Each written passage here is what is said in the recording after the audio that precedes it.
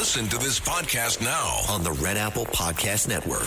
Why is the middle class shrinking? Why are people facing an affordability crisis while marginalized individuals called informals grow in numbers? Join me as I travel the world, speaking with people living in invisibility, the leaders working to solve it, and uncovering the hard truths shaping our economy and daily reality. Download all of Red Apple Media's podcasts right now through your favorite podcast platform.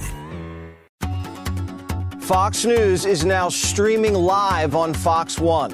When it matters most, turn to the voices you trust. We go beyond the headlines, bringing you the stories you won't hear anywhere else. Live coverage, sharp analysis, real perspective. At home or on the go, stay connected when it counts.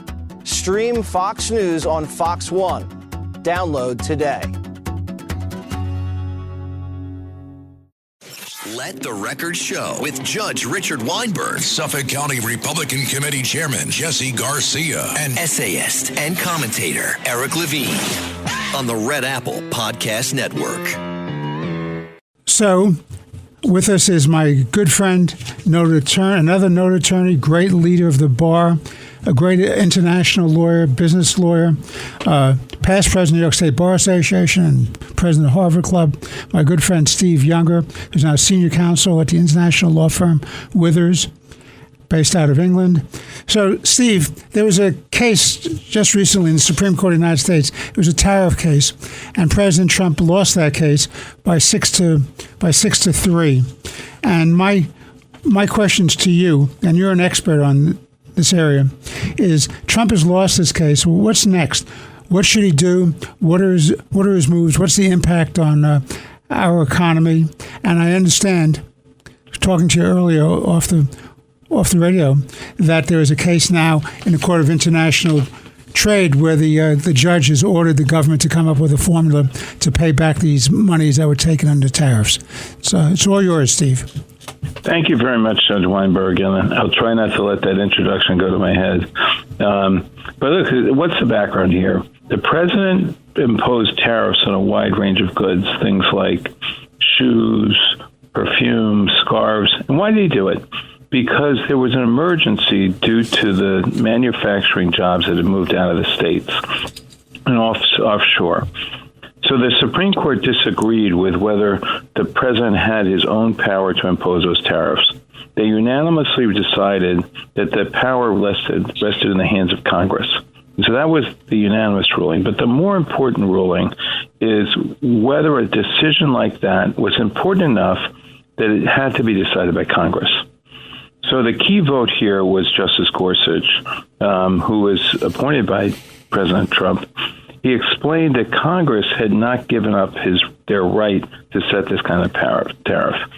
Do you want to get into what the president's response is, Judge? Well, I mean, it seems to me he's just announced that he's going to increase tariffs another 15 or 20%, and this time he's relying on more specific statutes. He's staying away from the issue of emergency, as I understand, and he's relying on the individual statutes, which would include national security. So what are your thoughts? Yeah, so first, he already announced that tariffs of up to 10% would be imposed under a different statute, not the emergency statute. And he's likely to take further action in the next few days because today, Treasury Secretary Bessent told the public, it's my strong belief that the tariff rates will be back to their old rate within 5 months. Now, you have to understand that these new tariffs that Secretary of Treasury Bessent is talking about can only last for 150 days. Now, 150 days is a long period of time, unless Congress approves an extension. So that's the tariff that has been imposed, but that Bessent has talked about imposing. At Manhattan University, a graduate degree is not out of reach. You'll gain real-world skills, credentials employers value, and connections to New York City's top companies. Choose from their new Master of Science degrees in healthcare informatics, digital marketing and analytics, business analytics, or financial analytics, all built around hands-on learning and industry partnerships. Graduate ready to lead, not just work. Take the next step at manhattan.edu/graduate. Manhattan University. Lead the future. This episode is brought to you by Redfin. You're listening to a podcast, which means you're probably multitasking. maybe even scrolling home listings on Redfin, saving homes without expecting to get them. But Redfin isn't just built for endless browsing. It's built to help you find and own a home. With agents who close twice as many deals, when you find the one, you've got a real shot at getting it. Get started at redfin.com. Own the dream. Halliday presents, in the red corner, the undisputed, undefeated Weed Whacker Guy. Champion of hurling grass and pollen everywhere. And in the blue corner, the challenger, extra strength Halliday. Eye drops that work all day to prevent the release of histamines that cause itchy allergy eyes. And the winner by knockout is Halliday. Halliday, bring it on. Well, so what happens now with the judge telling the U.S. government that on Friday they have to come up with a proposal to how to pay back these hundreds of billions of dollars? What happens? That's not realistic. How is a judge going to be able to mandate in a couple of days just having a formula to pay these things back? Seems to me this is very complicated stuff. It is complicated stuff, and as you know, when complicated things happen in the United States, people go to the courts. And there's already been a case filed that was in one of our federal appeals courts, and they said that the issue of whether refunds are in order has to go ahead in a specialized federal court. Yesterday, that court ruled that all the tariffs imposed by the president must be rescinded. The case is before Judge Richard Eaton, who is a very distinguished and long-serving judge. But nonetheless, it's highly likely that the president will appeal that ruling. So we need to keep watching the direction of this issue and how it will play out in the courts. And I don't think there will be any certain answer for some time because these appellate rulings take time to go on. And it's not so clear that the president can appeal right away because it has to be, as you know, a final action to take an appeal.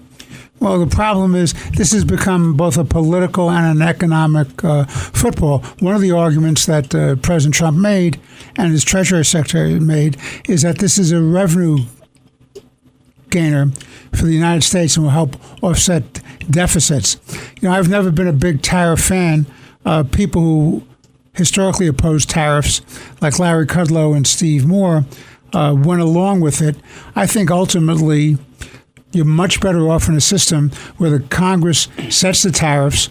Only in exceptional circumstances can a president do that. The national security ability constitutionally is something he can rely on, or specific statutes. But the fact of the matter is, I hate to see a situation where we have economic and political uncertainty in the months to come. Your final thoughts? Yeah, there's a lot of uncertainty, and the point you raise is very well taken because a lot of conservatives believe in free trade. So the difficulty is free trade was taken to such an extent that it led to a huge loss in jobs, and that had an impact on the working class. The fact that this involved tens and hundreds of billions of dollars was actually used against the president by the Supreme Court. If it involves tens of billions of dollars, well, shouldn't that be decided by Congress, not by a president? We all remember President Biden, who forgave student loans.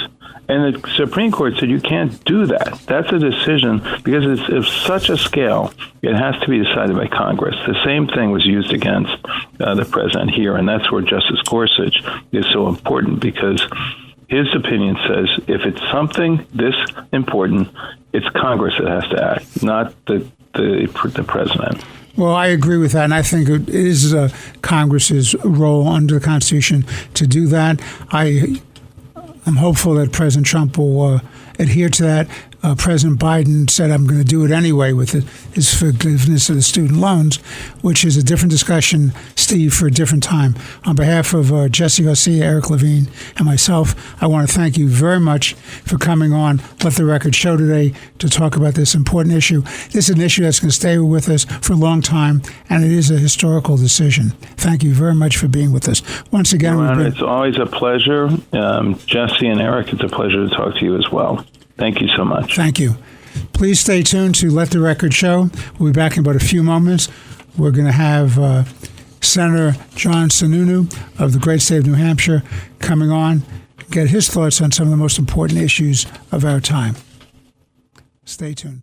Thanks for listening to Let the Record Show with Judge Weinberg, Chairman Jesse Garcia, and Eric Levine. You can hear Let the Record Show Sunday mornings at 6. If you like the podcast, share it with your friends and listen anytime at WABCRadio.com and download the WABC Radio app. Hit that subscribe button on all major podcast platforms. Plus, follow WABC on social on Instagram, TikTok, Facebook, and X. See you next time for a new episode, so you never have to wonder. What the heck is going on here?